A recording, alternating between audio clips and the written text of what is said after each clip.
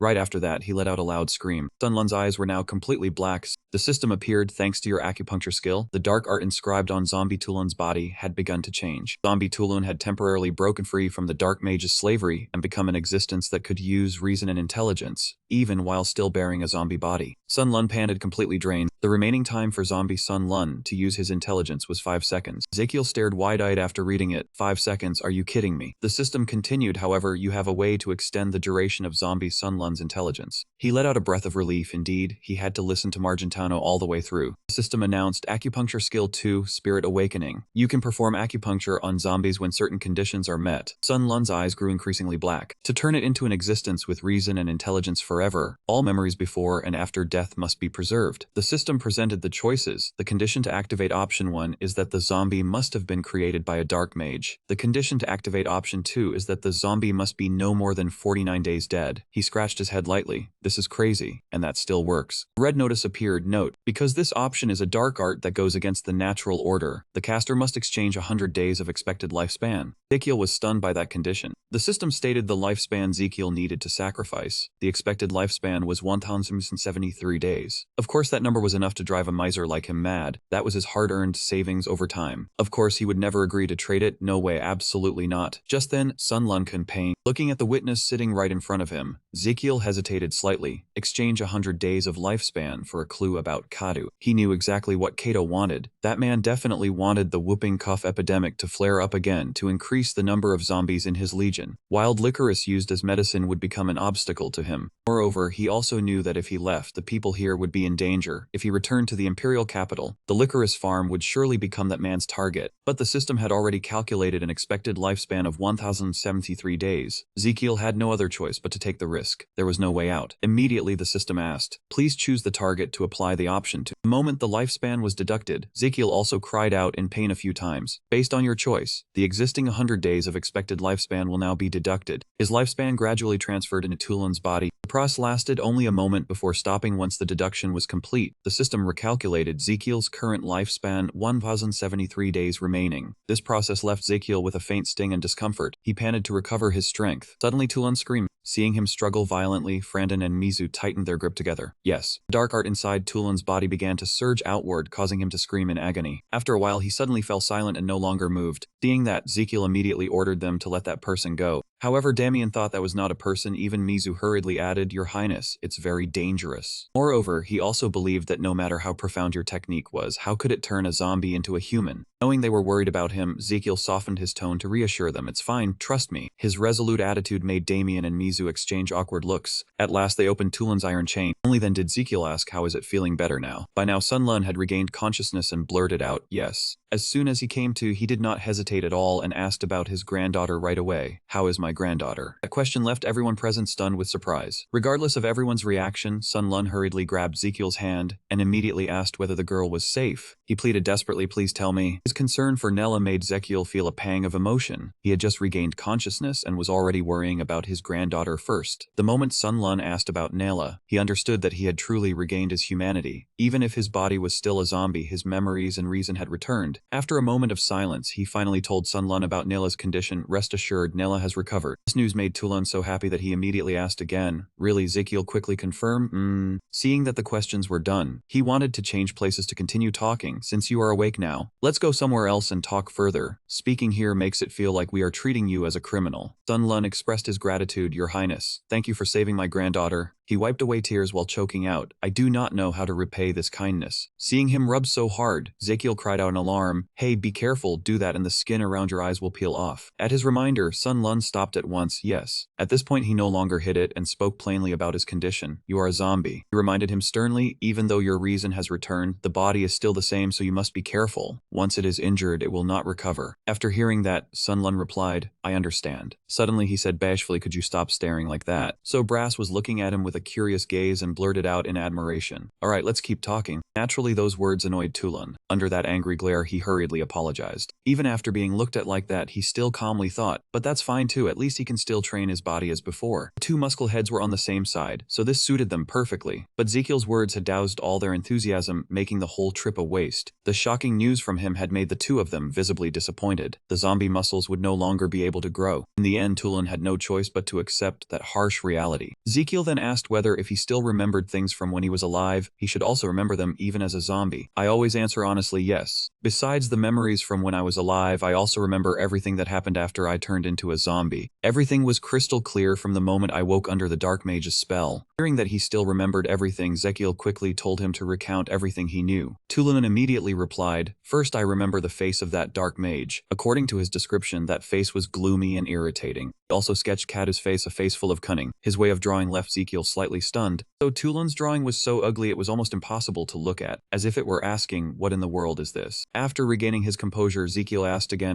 at that time did you feel anything? Tulun answered, very faintly, but yes. He also added that, though were only a jumble of emotions and thoughts, I still heard quite a lot from him. There was one thing about Katu that he remembered very clearly, that guy often muttered to himself. Besides that, Ezekiel also wanted to know whether there were any other important clues. I immediately confirmed of course there were. Before continuing, he asked to drink some water. Could I have some water, please? Of course Ezekiel agreed, alright over there. He and Brass watched in the direction Tulun went to get water. Suddenly Ezekiel remembered something. Could a zombie drink water? How would its digestive system even handle that? On Tulun's side, he leisurely drank the whole kettle of water, and suddenly he choked. A glance was enough for Ezekiel to know his judgment had been right, and he ran over to where Tulun was coughing hard. I knew it. He handed him the basin and said, don't vomit on the ground, vomit in here instead. He forced back the nausea, took the basin, and thanked him. As soon as he took the basin, Tulun vomited until his face was contorted. Seeing him vomit so violently, Ezekiel could only stay silent, not knowing what to say. After a while of violent retching, Tulun finally said awkwardly, sorry, from now on I will pay more attention. Ezekiel did not blame him at all, only said, then keep talking. He got straight to the point. First, I want to know the location of that Dark Mage's lair. I immediately answered yes, let me borrow the map. Without the slightest hesitation, Ezekiel ordered Brass, bring the map of this area here and have everyone assemble. Based on the map, Tulun pointed out a secret tunnel where Ketu hid his troops. He had created a huge number of zombies there. According to his observation, the number seemed even greater than that. Rumor had it, it had already exceeded 3,000. Looking at the terrain here, Brass seemed to have guessed why the zombies were created in this area. He must have been thinking something. I immediately confirmed, you guessed right. Then his voice lowered as he asked, all of our family and acquaintances have become zombies. Have you seen any familiar faces? I always stayed silent for a moment. Then he said something that made Brass jump. I saw Croxy. Those words made Brass exclaim in shock. What, Croxy with one eye? Hearing that his friend had been turned into a zombie, he was furious. Croxy, the strongest warrior of our tribe, had turned into a zombie. That brave friend of mine had been turned into a half-man, half-demon. How dare that bastard do that to a warrior? At this point, Tulun finally warned Ezekiel, Your Highness the Crown Prince, that man is very dangerous. He was not merely creating a huge number of zombies, his goal was no need for him to finish. Ezekiel understood perfectly. He wanted to build a new immortal empire. That made him a little surprised. How did Your Highness know about this? He replied calmly,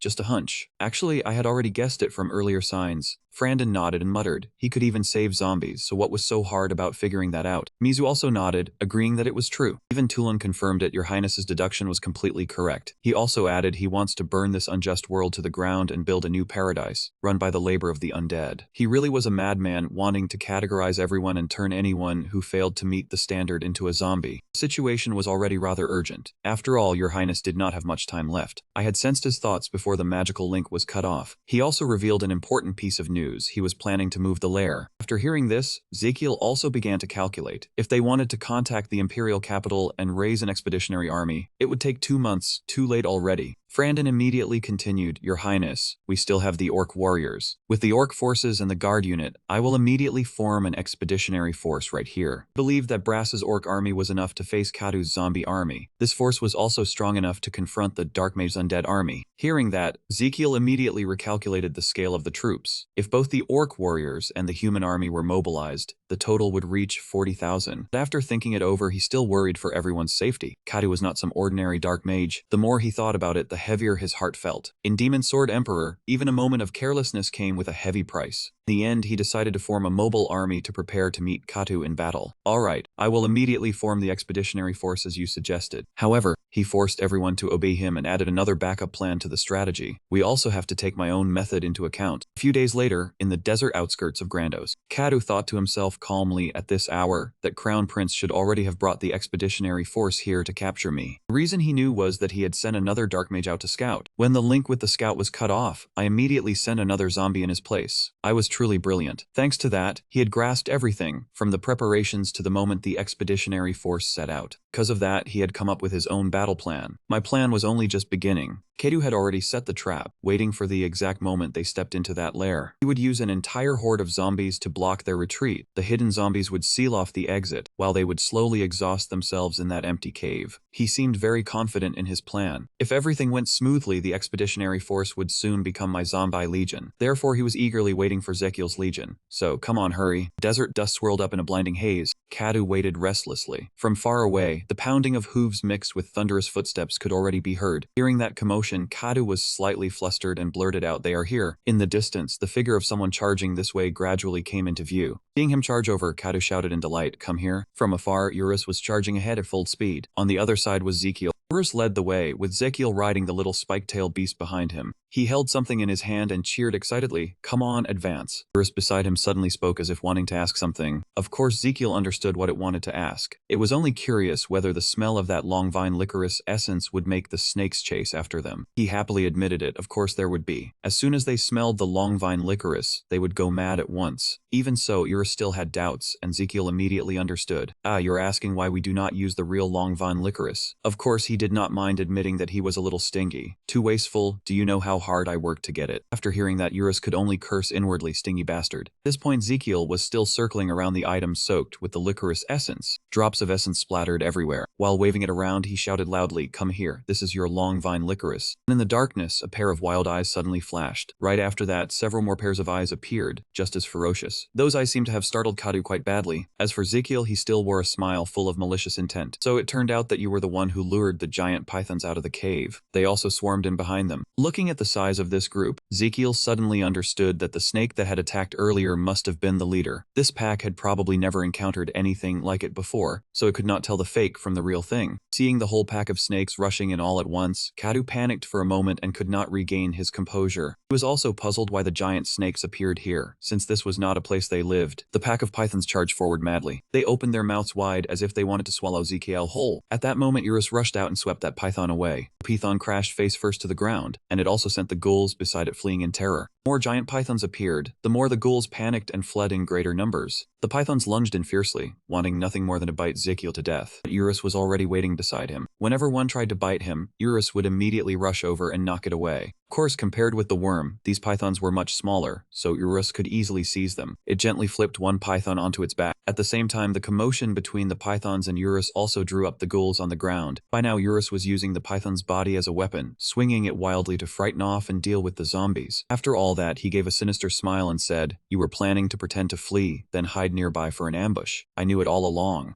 Seeing the zombies rise from the ground, he immediately guessed what Kadu was plotting. He had used a similar trick in Demon Sword Emperor. Ezekiel did not miss the opportunity. He immediately ordered Eurus, keep swinging, keep going. He alone rode the spiny-tailed little beast and charged into the chaotic battle with the pythons. Neither side would give an inch, they just rushed straight into each other. From afar, the army of humans and snails advanced in orderly ranks. Today we will destroy you. The pounding sound of hoofbeats rang out, blending with the resounding cry, today we will destroy you. The snail army and the humans deliberately killed the pythons to take their venom and use it to destroy the zombies. Eurus was also excitedly rushing in to join the fun. He forcefully threw a corpse toward the zombies. Whenever it spotted one, it tossed it away like a toy. The sounds of impacts and destruction rang out non-stop everywhere. The brutal scene unfolded right before Kadu's eye. Seeing his zombie army falling one by one, he trembled with rage. No, all my years of effort. Seeing that very little of his legion remained, Kadu angrily used magic to command the zombies, damn it, retreat. Knowing this battle could not be won, he had to pull back first and wait for another chance. Magic enveloped his body. Then he turned invisible and withdrew from the battlefield in frustration. Sooner or later, I will turn all of you into zombies. Brass and Damian led the charge, their battle cries booming. Catch the dark mage. Brass tightened the reins with a firm hand. He quickly noticed something was wrong. It turned out there was no sign of Katu at the edge of the rocks anymore. Something was wrong. He immediately reported loudly to Ezekiel, Human Crown Prince, the dark mage has disappeared. But instead of worrying, Ezekiel only smiled calmly. Do not worry about it, keep advancing. That attitude of his left Brass somewhat puzzled. Even so, he did not have time to guess what he meant, so he turned and ordered the soldiers, turn back and strike. Immediately, everyone once again charged into battle with fierce energy. The reason Ezekiel was so confident when he heard Katu flee was that he knew exactly where he was hiding. He only had one way to escape. Just as he had predicted, it was to the south. He had deliberately left that opening there. Cold gleam flashed in Ezekiel's. Without hesitation, he loudly ordered, ride the spiny-tailed beast, head for the southern mound. The spiny-tailed beast did its utmost to carry Ezekiel toward the southern desert. As soon as he arrived, he swept his gaze around to find Kadu. Where was he hiding? His face was full of excitement and determination to catch Kadu. If I catch you early, I will show you mercy. On Kata's side, he was standing invisibly and watching from the side. Ezekiel's face made him shudder all over. So fake, and he still dares talk about mercy. At this time, the spiny-tailed beast was still eagerly carrying Ezekiel around in search of Katu. At that exact moment, Ezekiel's sharp eyes glanced right toward where Katu was standing. That made him panic a little, so he hurriedly dodged to the side. His heart pounded with fear, and he thought to himself, it seems I just met his eyes. Could I have been found out? After thinking it over, he was still very confident in himself. No, my invisibility magic has already reached master level. How could a crown prince, not even a mage, possibly detect it? At the same time, Ezekiel slowly rode the spiny-tailed beast toward where Katu was hiding. He drawled, where is he? Maybe we should head back. Then he said, I do not see anyone,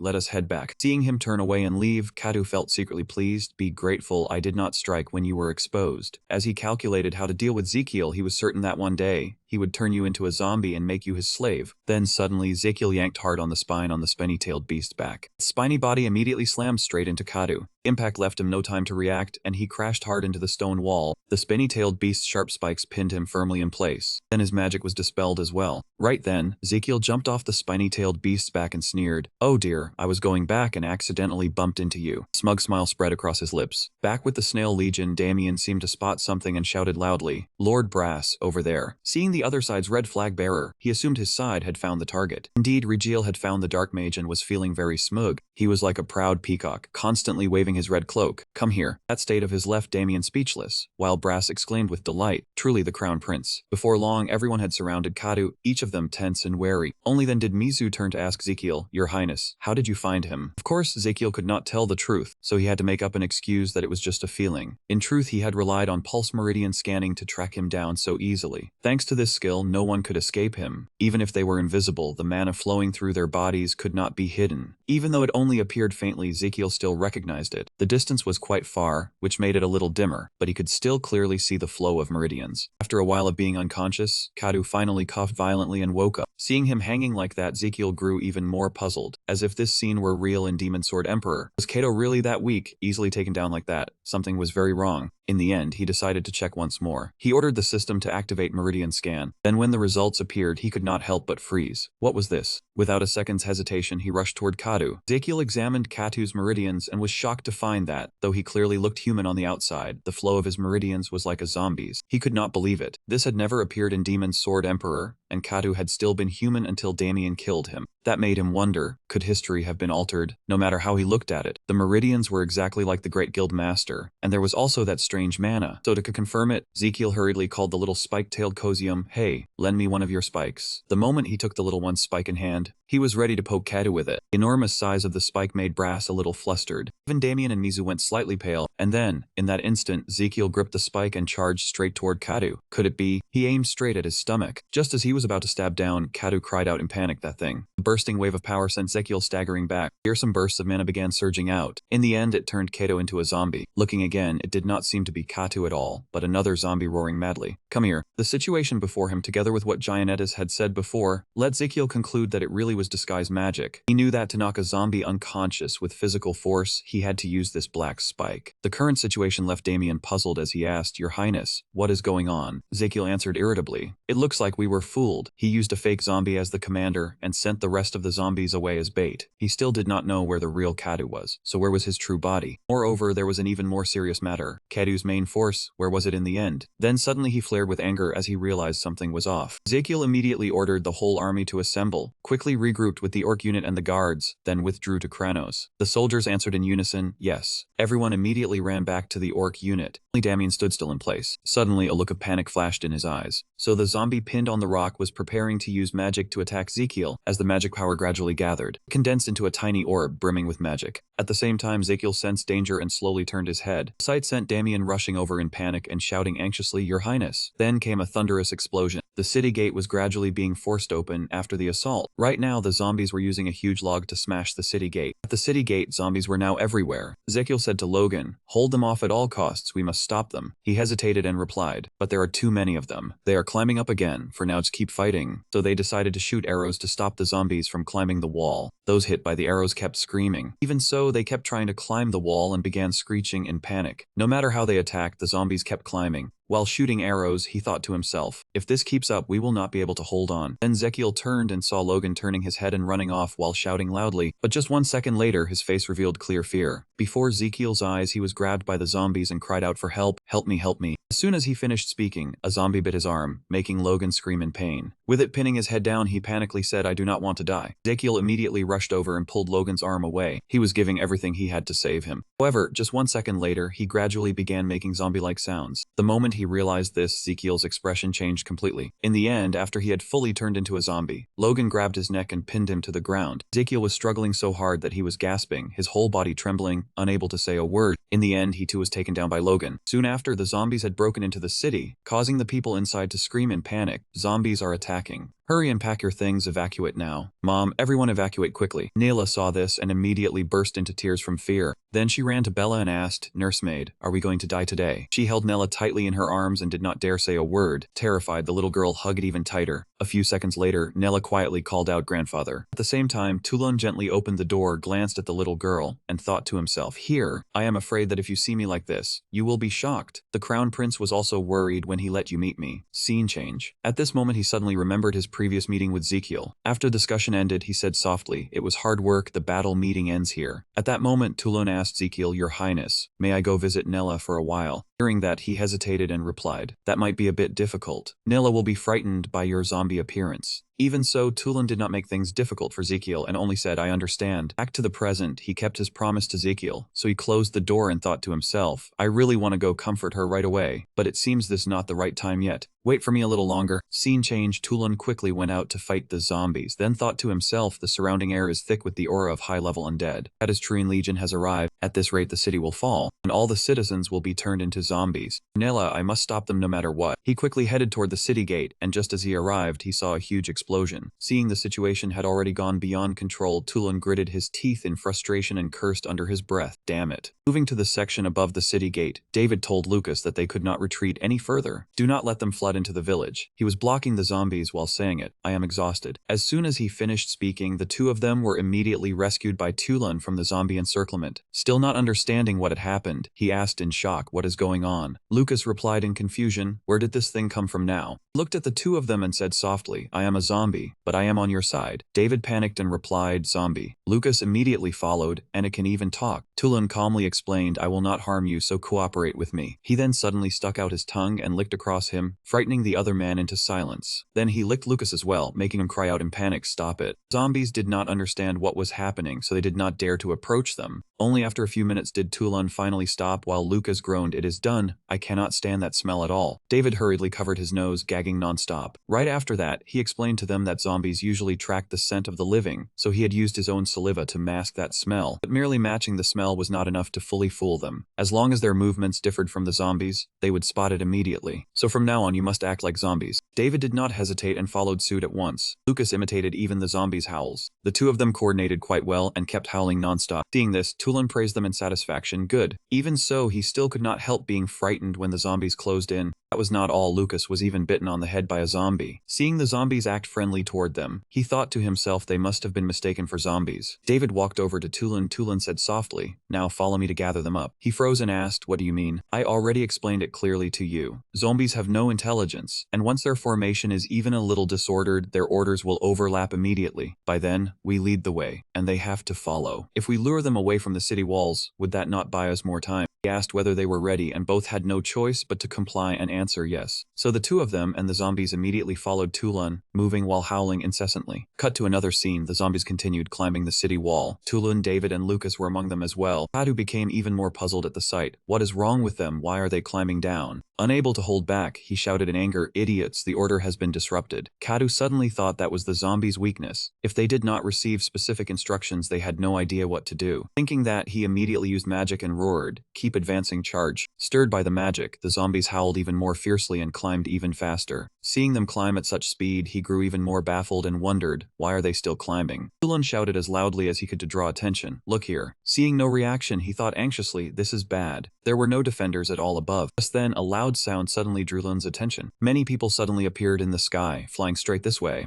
He raised his head and looked up at the sky. After confirming they were his own people, Tulun cried out in delight, charge. Comrades, reinforcements have arrived, they are from the O tribe. While still maintaining the magic, Kadu thought to himself that Crown Prince must still be fighting the fake zombies. As for me, I will seize the city by taking this chance. I really am a genius. While he was pleased with himself, he suddenly heard the shout of the Orc clan, and immediately turned his attention to Kadu. The Orc clan members were flying toward the city gate, fully armed. Upon arriving, they immediately attacked the zombies. Right after that, Joel quickly descended to the ground. Then he turned to ask after them, are you all alright? Leo took off the fake wings and complained, my arm is broken. At the same time, Myron joked, just rub on a bit of saliva and it will heal. As soon as he finished speaking, the zombies charged again and screamed. Joel immediately said to everyone, warriors, they are here. He was the vanguard, gripping his mace as he charged ahead. Joel's strikes were incredibly fast, accurate, and vicious. In just a moment he had taken down quite a few zombies. Then it was Leo's turn to strike. Myron also quickly joined the others. While David and Lucas tried to pull Tulun up the wall, Joel shouted an order, focus your upper body strength, push forward. Today is upper body training. As he struggled to climb the wall, he wondered, where on earth had those comrades flown him from? Right after that, another cry rang out, startling Tulun into turning around. He saw Gumeng using his trunk to stir up the wind, blowing the Orc clan members away. At this point, he was both pulling and trying to blow away the remaining people. Eurus was also there with Gumeng. They were followed by Zekiel, Damien, and members of the Org tribe. Tulun was overjoyed but still did not forget to chide them. If you had been even a moment later, the north wall would have already fallen. Zekiel raised a hand in greeting and replied, with the Orc clan's finest troops, we can still hold out for the time being. Just as he finished speaking, that person suddenly disappeared, making him even more confused. That was not all. Zekiel turned to ask him, are you alright? You took the full force of that blast. Damien calmly replied, of course I am fine, your highness. Seeing that the other man was still safe and sound, he grew even more suspicious. Could it be that you secretly used that thing behind my back? He put on a troubled expression and hesitantly replied, if your highness is referring to the reverse blood heart technique, then I did not use it. Zekiel still did not believe him, thinking to himself that explosion was not easy to withstand. Even if he said he was fine, I could not ask further. This was not the time to press the issue. From here on, it would be a race of speed. Kadu was definitely on the other side. Thinking that, he shouted loudly. The two of them quickly responded and stood ready to take orders. After the other man's volunteered words, the two of them immediately rushed into battle. At this point, Damien volunteered to join the fight. Your Highness, I will also take part in the battle. But he did not agree. You cannot, you must stay and protect me. At last he understood the other side's intentions, then thought to himself, now I understand. So I had lost his trust. Though I did not yet know the reason, perhaps the prince was trying not to let me be put in danger. In the end, why was that? Suddenly he remembered what had happened earlier. When Ezekiel was in danger, Damien had been extremely anxious and shouted, Your Highness. Then he threw him backward and charged forward on his own. Damien fought alone, and then a mana explosion erupted as well. He also gradually ran out of strength after a period of fighting. Pale-faced, Damien was still breathing heavily without stopping. Just then, a ray of light suddenly flashed up from the abyss. Right after that, a voice rang out from inside. Another one. It is nice to meet you. Shifting the scene here, he was immediately stunned by sheer shock. Damien broke into a cold sweat and cried out in panic. His shout made Ezekiel turn back to look. Just then, Damien thought to himself that, even if he did not know what it was, this was probably related to the prince protecting him. He did not dare disobey his order and replied, I understand, but what is your highness planning to do? Ezekiel said softly, our side's attack wave is about to be blocked, so we have to use another plan. At the same time, Eurus had already taken down quite a few zombies. In the middle of fighting fiercely, he suddenly stopped because the road ahead was blocked. Kadu quickly raised a magic circle to block everyone's way. Seeing that, Eurus immediately became tense, and many doubts also rose in his heart. A second later, someone else crawled out from inside the magic circle. Very soon after that, a group of giants also appeared. Seeing a familiar face, he immediately shouted, Croxy. By then he had turned into a zombie, so the moment he saw Eurus, he howled ferociously. Not stopping there, he even rushed over to attack him. Eurus was caught off guard, so he could not strike back in time and could only take the hit. Croxy's punch sent him flying far away, crashing hard into a slab of stone. After a roar, Eurus quickly charged straight at the giant. It used its horns to ram head-on into the opponent. Both sides were going all out to decide who was stronger. Eurus had the upper hand, so he kept forcing his opponent back. It roared in fury while the giant howled in pain. From afar, Damien looked at the scene and asked, Your Highness, what is that thing? Ezekiel replied softly, It is a giant bear. Once it appears, it will be very hard to win with only orc warriors, so does your highness still have another way? From now on, I will pierce straight through the defenses of that dark mage and attack head-on. Seeing the needles in his hand, he became even more confused. With acupuncture, Ezekiel quickly explained, I have already seen through the mana structure and the sequence in which the invisibility magic operates. I can only place my faith in my own ability and do it. At the same time, the system displayed a notice that the internal organs were very interested in your experiment. Seeing him use his own body to test it, Tim blurted out in shock, Hey,